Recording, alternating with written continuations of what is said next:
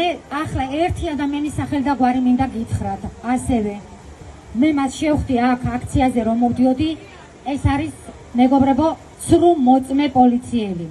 ამიტომ მინდა მისი სახელი და გვარიც დავიძახოთ, ის აქ არის სადღაც, ის არის მზია ამაღლობელის საქმეში ცრუ მოწმე, მისი ჩვენების საფუძველზე არის მზია ამაღლობელი პატიმრობაში და ჩვენი ყველა პატიმარი, ვინც არის დღეს დატუსაღებული, პოლიციელების ცრუ ჩვენების საფუძველზე არის დაკავებული.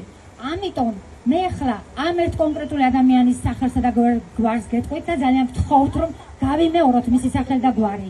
ეს არის გოჩა ვანაძე, ცრუ მოწმე პოლიციელი, ცრუ მოწმე პოლიციელი, ცრუ მოწმე პოლიციელი. მე მინდა რომ ჩვენ ყველას ეს უნდა გვინდოდეს, რა თქმა უნდა, რომ ეს ცრუ მოწმე პოლიციელები ვამხილოთ. იცოდნენ მათ სოფლებში, მათ ქალაქებში, მათ მეზობლად, მათ ოჯახებში, რომ ეს ადამიანები ჩადიან უკანონობას, უღმერთობას, სისტემის სახურები არიან და ადამიანების პირად ცხოვრებას თუ ზოგადად ცხოვრებას ჯანმრთელობას ანგრევენ, რომ სისტემას აეძლევენ საფუძველს, ბერკეტებს, რომ ადამიანები გამოამწყდნენ საპატიმრო დაწესებულებაში და მათი რაოდენობა არც ისე ცოტაა და როგორც ჩანს, ჩვენ კიდევ უნდა ველოდოთ ამ ადამიანების ჩვენი რა ქვია რეჟიმი კიდე ბევრ ადამიანის დატყვევებას ეცდება. ამიტომ კიდე ერთხელ ცრუ მოწმე პოლიციელებს არა ცრუ მოწმე პოლიციელებს.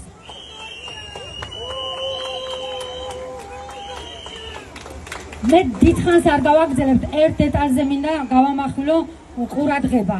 ეს რეჟიმი, ქალი-ქალია, კაცი-კაციას რეჟიმი, რომელიც დღესაც ლაპარაკობდა იმაზე, რომ იქ რაღაც 20% თურმე ევროპაში გეი გახდა, იმიტომ რომ ვიღაცები ამას ახალისებენ, ეხლა არ მინდა ამის ზედმეტი ისა ციტირებები მოვახდინო ამ უსახური ადამიანების, მაგრამ ჩვენს იდენტობას ზუსტად ეს რეჟიმი ურტყამს და საფრთხეში აყენებს, იმიტომ რომ კაცები დღეს დგანან და ლაპარაკობენ, ქართველი კაცები, რომ ქალმა ხელი დაარტყა და მას ლოყა გაუწითდა, მას ეტყიდა და ამიტომ ეს ქალი უნდა იყოს საპატიმროში 7 წლით გამომწყდეული.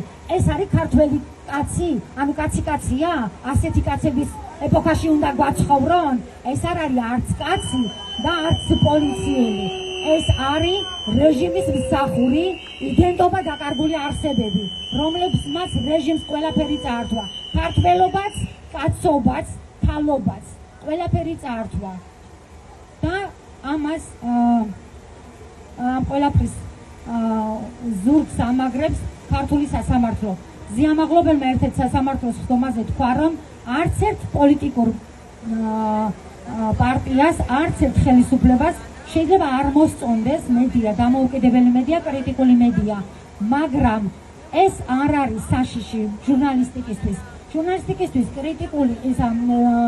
კრიტიკულობა საშიში მაშინ არის, როდესაც რეჟიმს ზურგს უმაგრებს სასამართლო.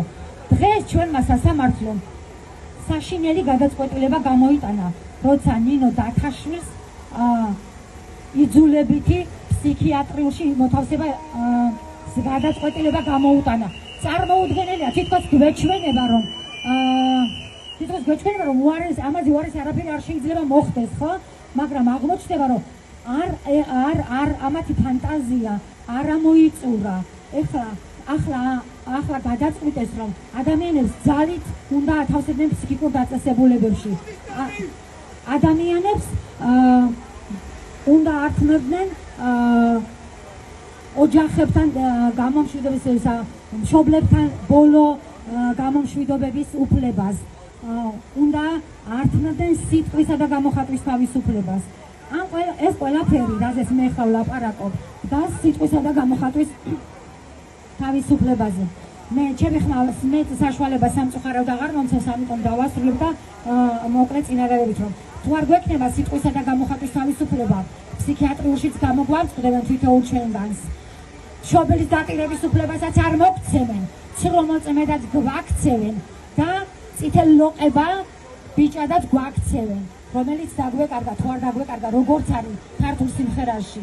შესაბამისად ვიტყვი ასეთ რამეს, რა უნდა ციხეში მზია ამაღლობელს. ეს ყველასათვის საყვარელმა ქალბატონმა თქვა, იცით თქვენ ეს ქალბატონი ვინ არის? მზე ქალაშანიძეს გულისხმობ. რა უნდა ნინო დათაშვილის საპატიმრო დაწესებულებაში რა უნდათ ციხეში ამ ადამიანებს 60 ადამიანი ყავს, სინდისის პატიმარი, პოლიტპატიმარი და პოლიტიკოსები ყავს გამომწყდეული ციხეებში. წარმოუდგენელი რამ ხდება ჩვენ გვაქვს, ამიტომ ამას ჩვენ ვერ შევებუებით და ვიბრძოლოთ სანამ გვიანი არ არის. დიდი მადლობა.